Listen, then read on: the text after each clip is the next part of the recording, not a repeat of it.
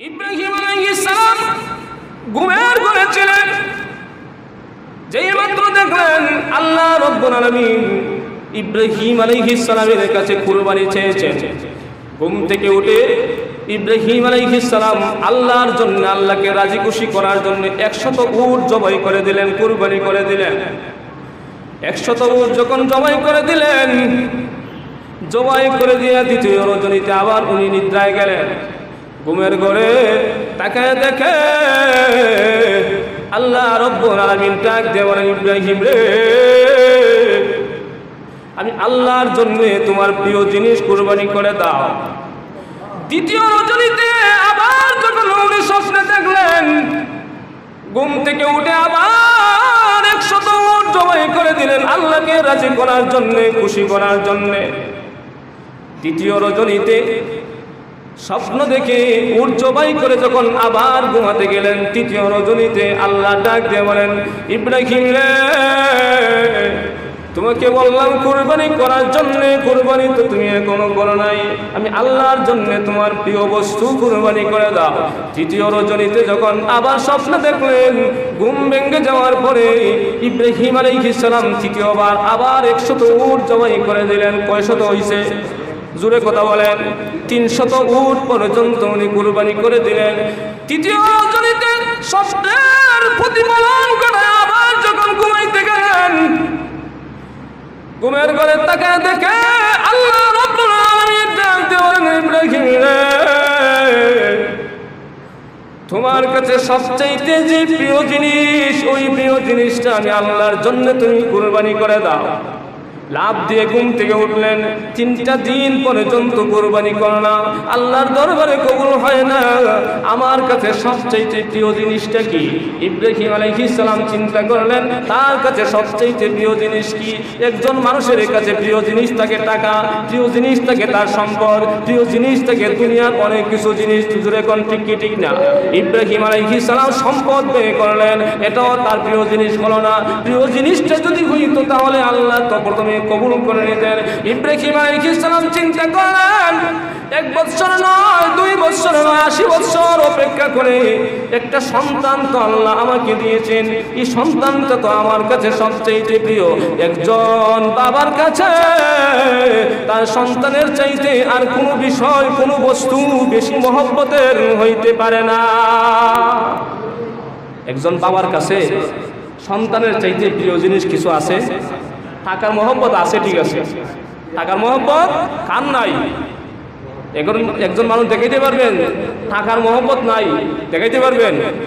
কিন্তু যখন আপনার সন্তান হয়ে গেল, সন্তানের যদি কোনো দরকার পড়ে, কোনো প্রয়োজন হয়, কোনো কিছু চায়, টাকার দিকে বাবা চায় না সন্তানের মুখের দিকে চায়? জোরে কথা বলেন। সন্তানের মুখের দিকে তাকায়, টাকা যায়, যাক, যা চায় সন্তান সবই দিতে পারে। তারপরও যদি 80 বছর বয়সে একটা ছেলে সন্তান পায়, তার তো সোনায় সোহাগা, স্বর্ণের টুকরা। মুসলমান ভাইয়েরা আমার, ইব্রাহিম আলাইহিস সালাম বুঝে নিয়েছেন আল্লাহ তার সন্তানকে চেয়েছেন আল্লাহর দরবারে কুরবানি করে দেওয়ার জন্য। ইব্রাহিম আলাইহিস সালাম সন্তানকে কুরবানি করার জন্য রওনা করে দিয়েছেন। বনবাস দিয়েছিলেন, মক্কা শহরের মধ্যে মরুভূমির মধ্যে রেখে গিয়েছিলেন। লম্বা ইতিহাস সংযুক্ত করে বলতেছি, সেই জায়গার মধ্যে গিয়া তার সন্তানকে নিয়ে মিনা বাজারের ময়দানের দিকে যায়। সেই জায়গার মধ্যে যাইয়া ইব্রাহিম আলাইহিস সালাম তার ছেলে ইসমাইলকে ডাক দিয়ে বলেন, ইসমাইল রে, আমি স্বপ্ন দেখেছি আল্লাহ রাব্বুল আলামিন বলেছেন তোমাকে আল্লাহর জন্য কুরবানি করার জন্য। ওই জিনিসটাই বল মহান আল্লাহ রাব্বুল আলামিন কোরআনের মধ্যে উল্লেখ করেন, ফালাম্মা বালাগা মা'হুস সা'য়া ক্বালা ইয়া বুনাইয়া ইন্নী আরা ফিল মানামি আন্নী আযবাহুকা ফানজুর মাযা তারা। ইব্রাহিম আলাইহিস সালাম ডাক দিয়ে বলেন, সন্তান, আমি ঘুমের ঘরে স্বপ্ন দেখেছি মহান আল্লাহ রাব্বুল আলামিন নির্দেশ দিয়েছেন তোমাকে কুরবানি করার জন্য। সন্তান ইসমাঈল ডাক দিয়ে বলেন, ও বাবা, যেহেতু আপনি স্বপ্ন দেখেছেন, নবীদের স্বপ্ন ওহী হয়, এটাও বাস্তব হয়, সত্য হয়, মিথ্যা স্বপ্ন কোনোদিন নবীরা দেখতে পারে না। আল্লাহর পক্ষ থেকে যেহেতু নির্দেশ এসেছে, ইয়া আবাতি ফাআল মা তুমার সাতাজিদুনি ইনশাআল্লাহু মিনাস সাবিরিন।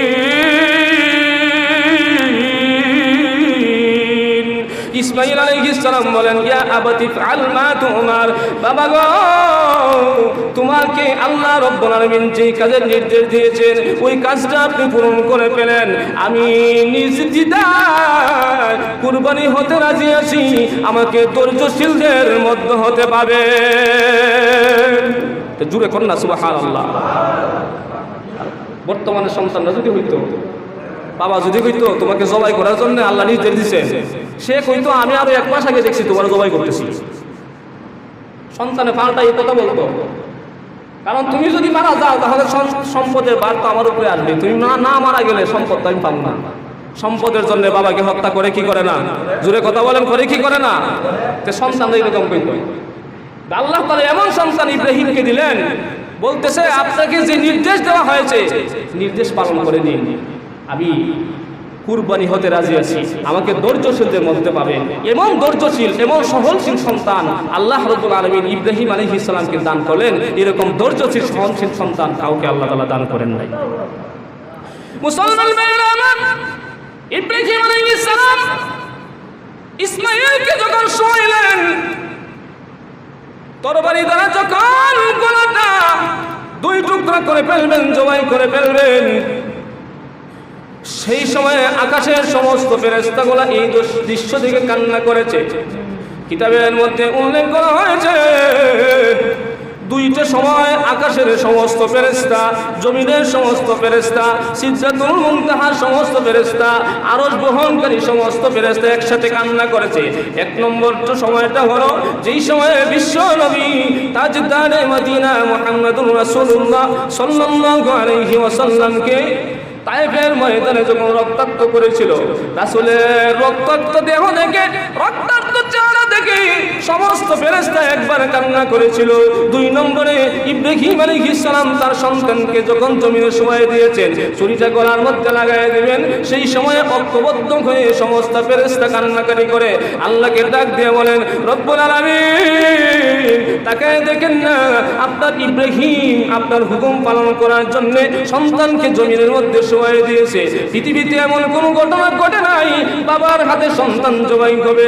রব্বুল আলামিন এমন কোন নির্দেশ তাকে দিয়েছেন, এমন কোন আদেশ করেছেন, প্রভু ইসমাঈলকে জবাই না করে ছুরির নিচ থেকে ইসমাঈলকে বাঁচিয়ে দিন। সমস্ত ফেরেশতা আল্লাহর কাছে এইভাবে আহ্বান করতেছে।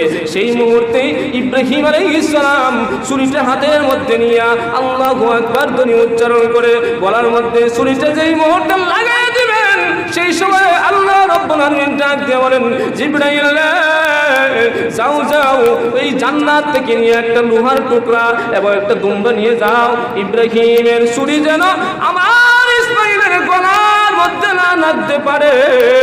ইসমাঈলের গলার মধ্যে ছুরি লাগার আগে আগে ইসমাঈলের গলার উপরের মধ্যে ইব্রাহিমের ছুরির নিচের মধ্যে লোহার টুকরাটা তুমি ধরে দিবা। মুসলমান কিতাবের মধ্যে উল্লেখ করা হয়েছে, জিবরাইল আলাইহিস সালাম সেই সময় সিদরাতুল মুনতাহার উপরে তাকায় দেখে ইব্রাহিম আলাইহিস সালাম আল্লাহু আকবার বলে উচ্চারণ করেছে। আমাদের সমাজে যদি গরু জবাই করা হয় আল্লাহু আকবার বলে মনে হয় আরো 2-1 মিনিট লেট করে। জোরে কথা বলেন।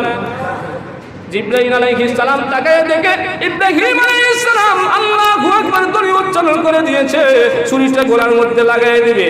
উনি তাকায় দেখে কোথায় ইসমাঈলের গলা এবং ইব্রাহিমের ছুরি, আর আমি হলাম সিদরাতুল মুনতাহা, আবার 7ম আকাশের নিচে জমিনের মধ্যে মিনা বাজারের ময়দানের মধ্যে, তো তাড়াতাড়ি কিভাবে যাব? তাফসীর কিতাবের মধ্যে উল্লেখ করা হয়েছে জিবরাইল আলাইহিস সালাম 600 নূরের পাখা একবারে স্টার্ট করে একটা বাড়ি দিয়েছে, জান্নাতের ভিতরে ঢুকে দুম্বাটা হাতের মধ্যে নিয়েছে, একটা লোহার টুকরা হাতের মধ্যে নিয়েছে, 600 নূরের পাখা একবারে নবীজি মিনা বাজারের ময়দানে আসার সময় আল্লাহু আকবার ধ্বনি উচ্চারণ করে ইব্রাহিম আলাইহিস সালাম এবং ইসমাঈল আলাইহিস সালামের মাঝে উপস্থিত হয়ে গিয়েছেন। জিবরাইল বলেন, আমি সিদরাতুল মুনতাহা থেকে মিনা বাজারের ময়দানে পৌঁছে দেখি ইব্রাহিমের ছুরি এখন পর্যন্ত ইসমাঈলের গলার মধ্যে লাগে নাই।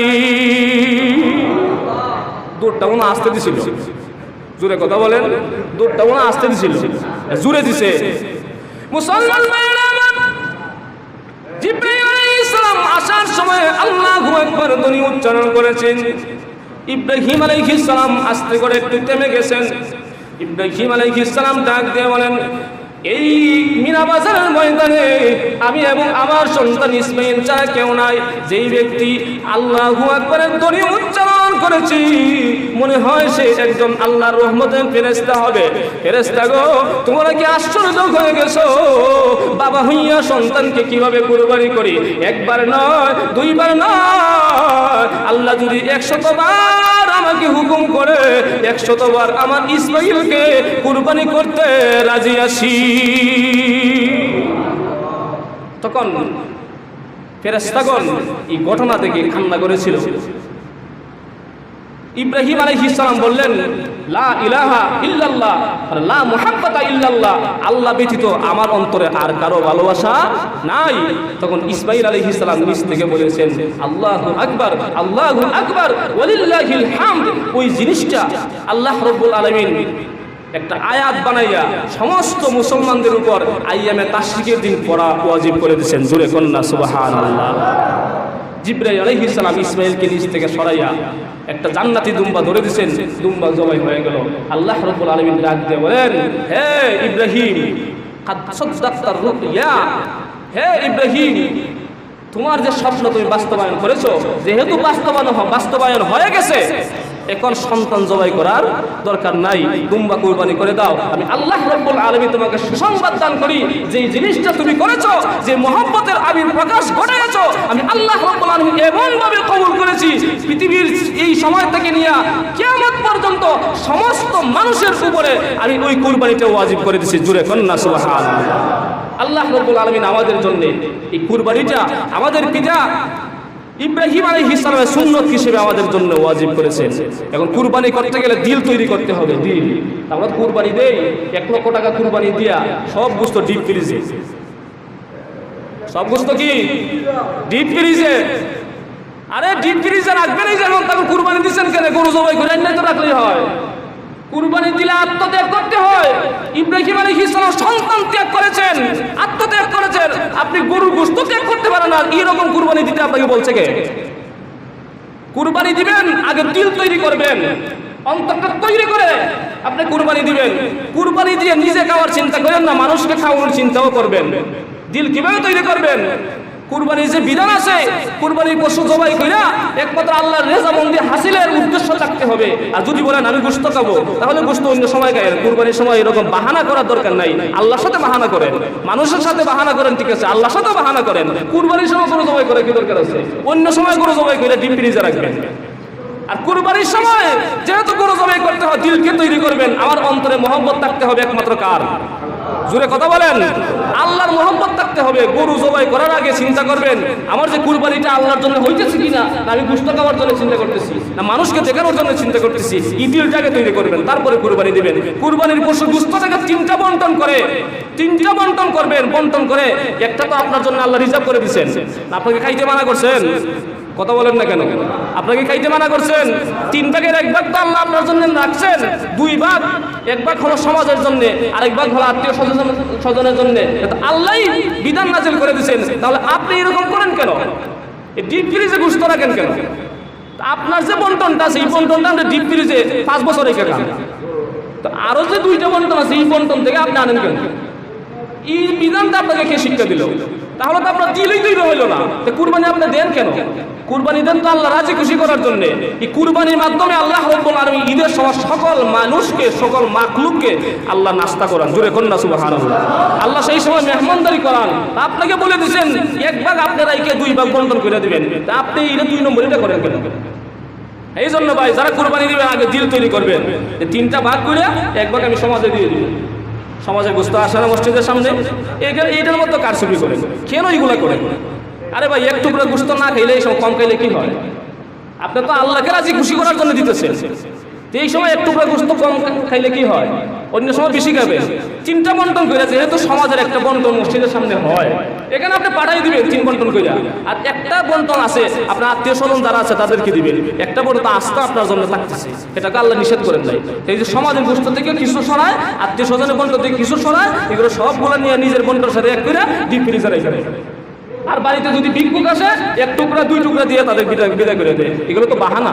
একজন মানুষকে কুরবানি গোস্ত দিবে, সে যেন একটু রান্না করে খাইতে পারে, এরকম ব্যবস্থা করে দিবেন। 1 টুকরা গোস্ত দিলেন, কি খাই বসে? এই জন্য যারা কুরবানি দিবেন আগেই নিয়ত করবেন, 1 বন্টন আমি সমাজে পাঠাই দেব। এই মসজিদের সামনে থেকে সমাজের প্রতিটা ঘরে ঘরে যারা কুরবানি দেয় না, সবার ঘরে গোস্ত পৌঁছে কিনা, এখান থেকে হিসাব করে গোস্ত পৌঁছানি দেয়। এখন আপনি যদি কারচুপি করে গোস্তগুলো না পৌঁছান, এখানে সমাজের মানুষকে কি পৌঁছাবে?